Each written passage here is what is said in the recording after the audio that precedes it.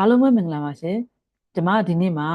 ကျမတို့၄ယောက်ဒီဇိုင်နာတွေများသောအားဖြင့်ကြုံတွေ့ရတဲ့ပြဿနာတစ်ခုကိုကျွန်မပြောပြချင်ပါတယ်အဲ့ဒါကဘာလဲဆိုတော့ကျမတို့တွေက၄ယောက်ဒီဇိုင်ကန်ကြတယ်ဆမ်မနာတွေအများကြီးကိုဆမ်မနာ100 200တစ်ခါတလေကြားလို့ရှိရင်လေကျမတို့900 1000လောက်ဒီဆမ်မနာတွေရှိတယ်အဲ့ဆမ်မနာတွေထဲမှာပုံပေါင်းများစွာကိုကျမတို့အသုံးပြုကြရတယ်ဒါအပြင်ကျမတို့ font တွေလည်းမျိုးစုံသုံးကြရတယ်ပေါ့နော်အဲ့ဒီတော့ကျမတို့တွေက၄ယောက်ပြီးသွားပြီဆိုလို့ရှိရင်ကျမတို့ client ကိုကျမတို့ကင်ထားတဲ့ file ကိုပေးခြင်းပေးမယ်ဒါမှမဟုတ်လို့ရှိရင်လည်းကျမတို့ပုံနှိပ်တိုက်ကိုတစ်ခါတည်းတက်အပ်မှာဖြစ်တဲ့အတွက်ပုံနှိပ်တိုက်ကိုအဲ့ဒီ file ကိုပေးမယ်အဲ့လိုအခါမျိုးမှာဆိုရင်ကျမတို့သုံးထားတဲ့ပုံတွေကလစ်ပြုတ်သွားတာမျိုးတွေရှိတတ်တယ်ဒါအပြင်ဒီတခြားကွန်ပျူတာကိုရောက်သွားတဲ့အခါမှာ font တွေကသူတို့စီမှာအဲ့ဒီ font တွေမရှိတာမျိုးပြဿနာမျိုးကြုံရတတ်တယ်ပေါ့နော်အဲ့ဒီပြဿနာတွေကိုဖြေရှင်းဖို့အတွက် InDesign ကနေပြီးတော့ package ဆိုတဲ့ function လေးကိုထည့်ပေးထားပါတယ်အရင်ကဆိုရင်တော့ကျမတို့ page maker သုံးတဲ့အခါမှာကျမတို့အဲ့ပြဿနာခဏခဏကြုံရတယ်ပေါ့နော်ကျမတို့လွန်ခဲ့တဲ့15နှစ်10နှစ်လက်ကဆိုကျမတို့ page maker သုံးကြတာ哦အဲ့ဒီခါကျတော့အာ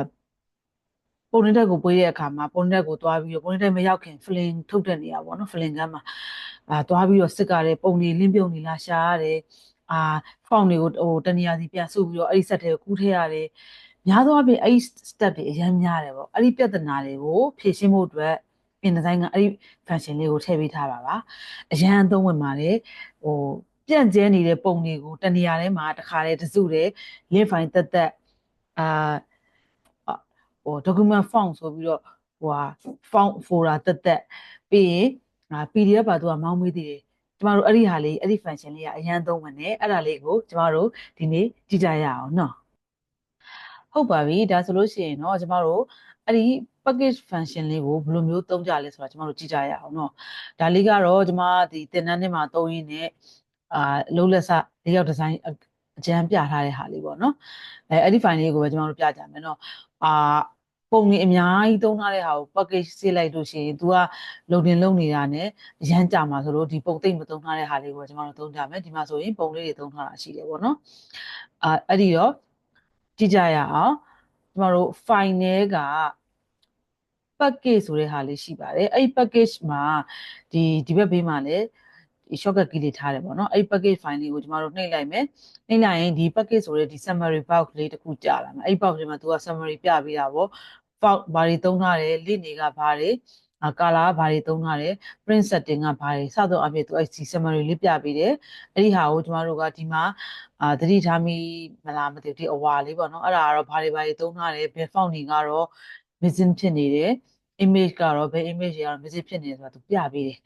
အဲ့ဒီဟာလေးကိုကျမတို့ check လုပ်ဖို့လိုတယ်ပေါ့နော်အဲ့ဒါပြီးတဲ့အချိန်မှာတော့ကျမတို့ package ဆိုပြီးတော့စေးလိုက်မယ် package စီရောက်တဲ့အခါမှာကျမတို့ဘယ်နားမှာ location ပေါ့ဘယ်နားမှာစေ့မလဲပေါ့ကျမကတော့ဒီ week 7ဆိုတဲ့နေရာမှာစေ့မယ်ဆိုပြီးတော့နေရာလေးရွေးလိုက်တယ်ဒီနေရာမှာfolder name ကိုပေးလို့ရတယ်ပေါ့နော်ဒီမှာ folder ကတော့ magazine ဆိုတဲ့ဟာလေးပေါ့ဒီ magazine ဆိုတဲ့ဟာလေးကိုကျမတို့text ဆိုပြီးတော့ဒီမှာအစမ်းပေါ့နော်စေ့ကြည့်လိုက်မယ်အဲ့တော့ package ဆိုပြီးကျမတို့စေ့လိုက်တယ်ဒီမှာဆိုရင်သူ package document ဆိုပြီးသူအလုပ်လုပ်နေပြီသူကျမတို့ခဏလေးစောင့်လိုက်မယ်ပေါ့နော်အဲ့ဒါပြီးတဲ့အချိန်မှာကျမတို့ package file လေးတစ်ခုကိုရပါမယ်ဒါဆိုရင်သူပြီးသွားပြီတွားကြည့်ရအောင်เนาะကျမတို့ file ထဲမှာတွားကြည့်ကြမယ်ဟုတ်ပြီဒါဆိုရင်ခုနကကျမတို့ file လေးစေထားတဲ့နေရာဒီမှာဒီ location တွေကိုကျမစေခဲ့တာပေါ့အဲ့ဒါဆိုရင်ဒီမှာ week 7ဆိုတာရှိရယ် week 7ဆိုတဲ့မှာခုနကကျမတို့ file နာမည် file folder name လေးပို့ပေးလိုက်တဲ့နာမည်ဖြစ်တဲ့ဒီ magazine tag ဆိုတဲ့ဟာလေးရှိရယ်အဲ့ဒါကျမတို့ဖွင့်ကြည့်အောင်ဒီမှာဆိုရင်တွေ့ရလိမ့်မယ် document font ဆိုပြီးရှိရယ်အဲ့ဒီ document font လေးကိုဝင်ကြည့်လိုက်မယ်ဆိုရင်ကျမတို့သုံးထားတဲ့ font ကြီးဒီမှာတော့ဘယ်နှမျိုးရှိလဲဆိုရင်ကျမတို့9မျိုးရှိတယ်9မျိုးသုံးထားတဲ့ဟာဆိုတစုတည်းတစ်ခါတည်းစုပေးထားတယ်ဟုတ်ပြီဒီ link ကိုကြည့်ကြမယ် link ဆိုလို့ရှိရင်လည်းသူကကျမတို့ဒီမှာသုံးထားတဲ့ link တွေအကုန်လုံးကိုသူကတပုံချင်းစီကျမတို့ကျမဥမာပေါ့ဒီထဲမှာစေထားတာရှိမယ် download ထဲမှာသုံးမိထားတဲ့ file ရှိမယ် desktop မှာထားမိထားတဲ့ဟာတွေရှိမယ်ဒါမျိုးတွေကိုသူကတနေရာထဲမှာတစ်ခါတည်းစုပြီးတော့ပေးထားတာအဲ့တော့ဒီမှာ link folder ထဲမှာကျမတို့သုံးထားတဲ့ link တွေအကုန်လုံးပါမယ်ဟုတ်ပြီ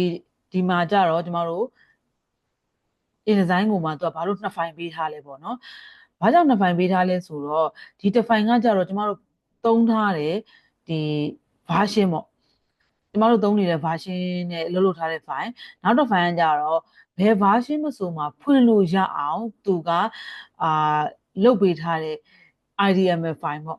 အဲ့ဒီ file လေးကဆိုလို့ရှိရင်ကျမတို့ထက်နှိမ့်နဲ့အခုဒီဟာဆိုရင်ကျမအလုပ်လုပ်ထားတာက Adobe InDesign 2022အဲ့တော့2022ထက်နှိမ့်တဲ့ software ဒီ InDesign version မှာသုံးမယ်ဆိုလို့ရှိရင်ဒီ IDML file ကိုဖွင့်လိုက်တာနဲ့သူက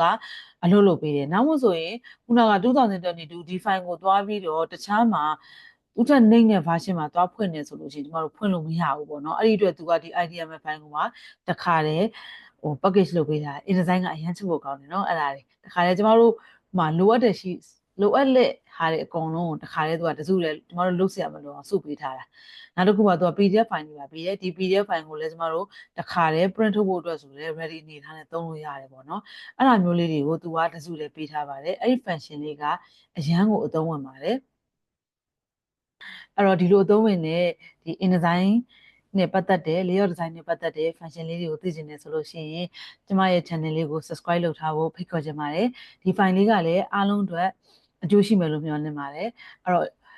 တခြားတငယ်ချင်းတွေကိုလည်းမျှဝေပေးပါအောင်လို့ဖိတ်ခေါ်ပါရစေကျေးဇူးများတင်ပါတယ်ရှင်